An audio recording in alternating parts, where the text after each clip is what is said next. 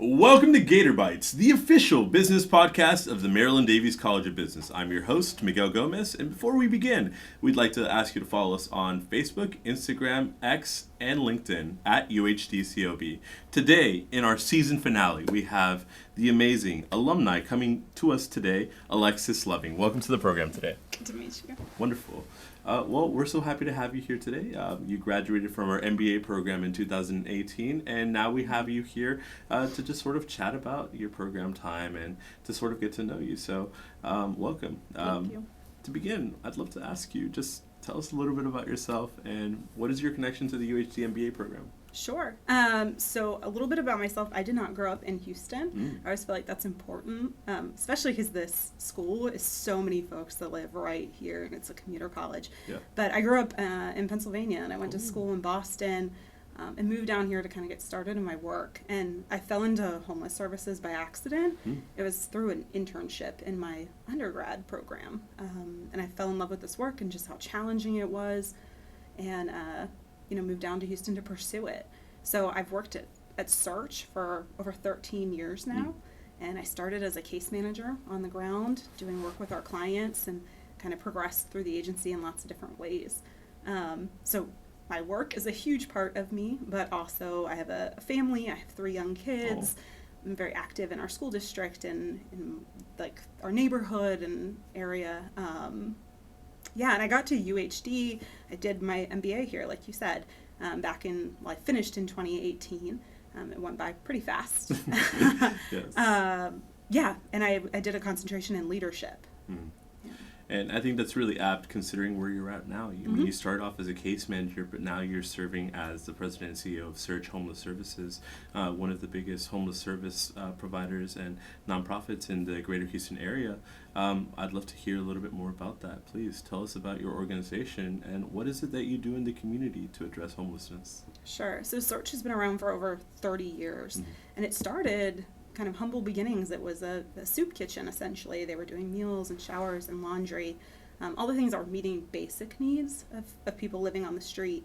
But as the population evolved and Houston evolved, we realized that there was a much greater need to do something to actually solve the problem, and not just to help people sustain life on the street. And so Search, our primary function is around case management services, which is really working with people around their behavior and their motivations for change, to change their life, to change the way that they do things so that the cycle doesn't keep repeating itself of homelessness. So at Search, we work on the streets with people who are experiencing literal homelessness, people who are living in tents or in underpasses. We have outreach teams that go out into the community and develop rapport and trust with folks to get them to come in and seek services in a different way. Another big arm of our work is around housing. So we work with folks who are formerly homeless once they get housed in permanent housing. And that could be through rapid rehousing or permanent supportive housing. But we work with about 1,000 people or households at any point in time to provide those case management services. And really the focus is around stabilized housing, increasing and improving their income so they can take care of themselves and live, and then improved health outcomes. Life on the streets really deteriorates your health at a much faster rate, and most people don't take care of themselves. Wow, that sounds like you have a lot of services that y'all provide in the community, and essentially just starting out from a soup kitchen to being able to provide the case management at every step to provide a more well-being recovery sounds like a really big impact. It takes a village to be able to solve an issue like this. And, I'd love to just sort of ask you something that's a little bit hard-hitting. More often than not, whenever we meet or encounter homeless people on the street, sometimes we may have these preconceived notions, these stigmas. But what are some things that you wish to dispel about the homeless? And what are some ways that we can reframe the way that we think about homelessness, especially here in the city of Houston? Sure, it's a great question. I think there's a lot of misconceptions about why people are homeless and why we can't solve the problem so easily, right? But it's a really complicated issue. I tell people all the time that homelessness is the combined failure of every other system in our country. The failure of the justice systems, the foster care systems, the healthcare systems, the penal systems, everything. It kind of creates this dumping ground in homeless services. And people aren't homeless because of one single thing. It's usually a combination of different issues that can't just be fixed, in one simple step. But the most important thing when you're trying to solve homelessness is around housing. It is about providing some place for people to live, and that comes first and foremost. You can't ask somebody to change their life or to quit using a substance or to take mental health drugs or to find a job if they don't have a simple place to sleep at night, a safe place. It's kind of like Maslow's hierarchy of needs, right? So in Houston and in every other city in the U.S., one of the biggest challenges we're facing is around housing affordability. It's growing more and more expensive to live, which means more and more people are falling closer and closer to that deep poverty line. Right. And there are people in my community and in yours and probably students in the school that are very close to experiencing homelessness every day. But one of the single factors that makes people fall in is the cost of housing. And it's one of the biggest pieces. Another thing I think that gets really commonly misconceived is that everybody on the street is, a substance user.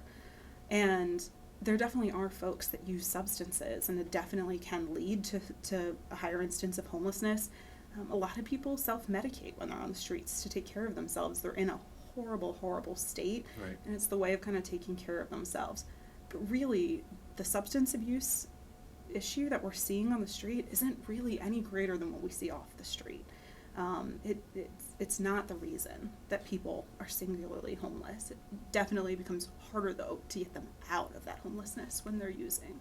That gives a lot of context. And one thing that you mentioned stood out to me, the idea of Maslow's hierarchy. You have to sort of establish those base needs before you're able to go higher up the pyramid to be able to eventually reach high self-actualization and to be productive and to be a self-functioning member of society. But, we're coming up on an election year. We're about to elect a brand new mayor here in the city of Houston. What are some things that policymakers can do to help support this shared mission of addressing homelessness? It's a good question. Our city council and also Harris County both fund a lot of the homeless services, and they have a big sway in helping us do our work. So local politics matter a lot. I think one of the things, though, that's most important really is around this housing affordability issue. A lot of people will say that they're for housing affordability, but then when you start talking about what that really means and what it means for their community or their neighborhood, people start getting very uncomfortable about the idea of public housing or affordable housing going into their neighborhoods. So really, I think taking the time to understand what that means and making sure that Houston is building at a rate that we can keep up is important. There's a lot of cities across the country that the housing affordability is just way out of reach, like LA or New York City, right? There are also places where you have some of the biggest homeless populations. If they continue at the rates they're going, it's going to be even more disastrous. So it's really important that Houston's doing such a great job on this issue, but we need to look ahead and make sure that we don't fall behind in time. That's really eye-opening, and I think that gives a lot of context in terms of how can decision makers be able to make the right choices to be able to help those in terms of addressing housing and affordability. I'd like to ask you, this is a really interesting question just because, you're someone who works in this field.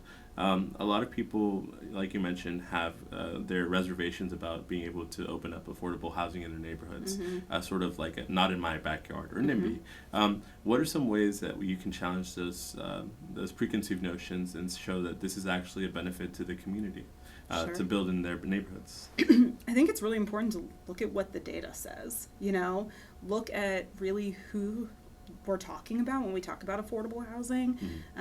Go visit affordable housing and see it. I think people have these notions of, projects and, really decrepit neighborhoods and people who are so different than them. But when you go and you actually visit public housing, it's not like that.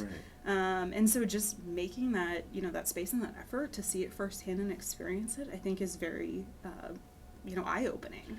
Yeah. When people think of public housing, I think they think of like the 70s brutalism. Yes. Like it's very concrete. It's very like, love, I forget that one famous neighborhood in St. Louis, Missouri, but they think of that idea, but it's evolved so much since then. Yeah. Well, I mean, now that you're in this role, it seems like you have a command of the data. You understand what's going on in the community. You're exhibiting some real leadership. How do the skills that you learn in your MBA play into what you do today? Yeah, I think that's a great question. I was thinking about this. I mean, it's easy to say my MBA work, helped me work with different people. And as much as I hate, all the group work and everything, that is life, especially in a leadership position. I think the different concentrations and working with people that just think so differently, right?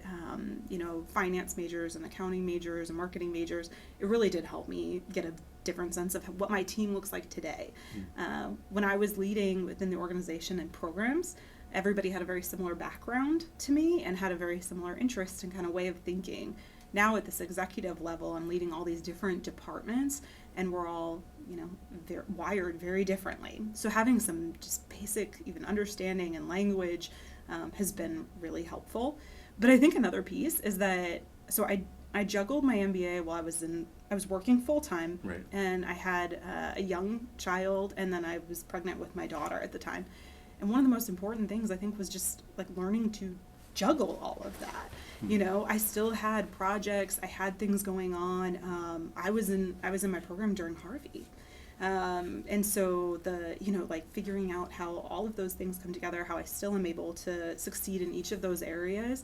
It's like, if I can make it through all of that, I can make it through anything. So. Wow, you truly are the definition of Houston Strong. That's amazing, and especially during the aftermath of Harvey, and while being pregnant and having to have the prospect of juggle all those things together, it's really humbling. This is a little bit off topic, but you mentioned that you were pregnant during your MBA. One of the things that has always resonated with me, but I can't really identify as well, is the experience of a mother going to a school, especially in higher ed. That's what my mom did whenever she was carrying my sister, and it was something that was really challenging for her at the time in the 80s. But now we're about 20 years ahead. What are some ways that we can create more accommodating spaces for expectant mothers who are also pursuing higher education degrees? Oh, that's a great question. I think, so I was fortunate with the experience here of being able to attend like in the evenings and that kind of thing. Like that helped balance. I wasn't trying to figure in, medical appointments and doctor's appointments, which are so abundant when you're pregnant. I think some of it is just around like the understanding too of the unexpected, right? Like, so I was battling this uncertainty of like when I would, give birth to her and whether I'd make it to graduation or not. Yeah. So I think just having professors that understand that and are accommodating. I was fortunate, a lot of the folks that I worked with, both my peers and the professors, like I was very visibly pregnant, but also many of them had had kids themselves too. And I think just as more and more as we normalize it, it just becomes more, everybody becomes more accepting and more understanding. And it's something that's important to me in my work too, to make sure that, people can balance life and family and all of those things at one time. Yeah. I think that's so humbling, because I think it shows the amount of grace that people show towards you and something that you carried into the work that you do now. I'd like to ask you, whenever I'm driving, for example, down the highway or I'm driving through the city, I'm at the stoplight and I see a homeless person. What are some ways that I can show some grace and at least acknowledge them as a human being? And, the idea of giving money to the homeless is also sometimes controversial. Sure. How can I help the homeless whenever I'm just at the stoplight, Sure, I love that question. I love the way that you phrased it too, of like, how can I show some humility and grace? I always tell people first, like, make eye contact and wave. That seems so simple and stupid, but people, the instinct is to like look down or like fiddle with your phone, but just like wave and just say no. If somebody's asking for money, just say no, sorry. And I mean, people are people, they're Right. human. Another thing you can do though is you can always keep like bottles of water, granola bars, that kind of thing in your car and hand them out if you really feel compelled to do something in the moment. But one of the most important things I think is, when you have that feeling of empathy, that feeling of compassion and concern, it's like channel that and do something with Right. it. right? So you don't have to act in that moment. You don't have to change that person's life right there in front of you, but go back and do something. You know, go give $5 when you get home to an organization. You can do it from your phone, probably in the car even. You know, go volunteer somewhere or do some research and some learning around what's working. Because the community, we need more and more people that want to be a part of the solution and not just the Band-Aid. I think that that's a perfect way to be able to say to our Gator community, what are some ways that they can get involved? You mentioned volunteering and giving, but I've never volunteered and I want to volunteer, for example. What are some ways that you would say is a good place for Gators in our community to get started? Sure. So if this issue really appeals to you, I'd say reach out to an organization that aligns. I mean, you can definitely reach out to Search. We love volunteers. But, you know, there's different kind of pieces of homelessness. There's folks who do, you know, soup kitchen work or, you know, meals and serving. There's different housing sites and centers. Or there's, you know, agencies like us who do outreach. So it's kind of think about, like, what specifically you're interested in doing. One great place to volunteer and just to get a taste of what this work is like is at the Beacon. So the Beacon does meals, showers, laundry. They're so essential to basic needs services, and they rely on dozens of volunteers every day. So it's a great place to just kind of start and to test your comfort, I'd say, with the population and the work. It's definitely not for everybody. But it's a great place to try it out and see, and then to learn a bit more about maybe how you'd like to be involved in a deeper way. That gives me a good insight, and even more so, if volunteering is not for you, Houston is a very philanthropic city, so if you feel very charitable this season, there are a lot of organizations that do need help in our community.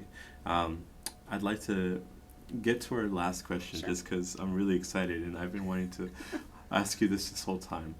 Congratulations. You've recently been named to the Houston Business Journal's 40 Under 40. Yeah.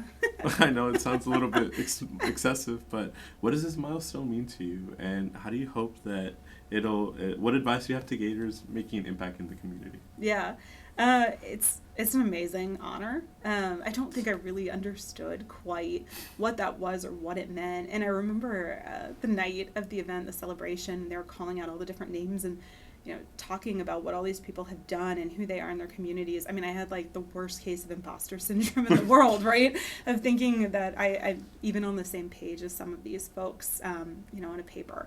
But it's incredible to get this opportunity to meet so many other outstanding folks in Houston who are making a difference in such different avenues. So that just alone has been amazing. You know, my dad was an entrepreneur, and I watched him, you know, in business. I watched him work really hard, and I always knew that I wanted to lead in some capacity, some kind of organization. So I think it's a good feeling to know that you do good work and that you work as hard as you can, but it is really amazing when someone else recognizes that. And so that's what it has felt like, you know, being recognized by the Houston Business Journal. Yeah. That's amazing. And what advice would you have for any Gators who want to make an impact in their community? Sure. I mean, there's so many different ways you can make an impact. And so I think it's like slow down and think about what speaks to you, you know, what you care about the most, and take the time to really learn and understand the issue. There's a lot of organizations and people out there doing incredible work. And that was something, you know, I had to learn. Like, I knew that I wanted to do nonprofit work and a cause. And I think one of the first things is people say, I'm going to found a nonprofit. I'm going to start this work. But it's so much more impactful and meaningful to join something that's already in action and to just add the skills and the unique talents that you bring to that. So I say, you know, it's like, look at what you do well, what you care about, and then try and find the right match. Wow, sort of servant-type leadership. That's amazing, to find something that draws you and to drives you to do good in the community. No, well, thank you so much for coming into the program, Alexis. Thank you. Congratulations on your award, and thank you so much for being an alumni of our institution and making a big impact in our community. Thank you. I couldn't have thought of a better guest to wrap up season 1. Well, this has been Gator Bytes, the official business podcast of the Maryland Davies College of Business. I've been your host, Miguel Gomez. Our producers have been Victor Henson, Ricardo Saint, and our set designer is Evangelina Vasquez. We want to remind you to take a bite out of business, and we'll see you in season 2, Gators.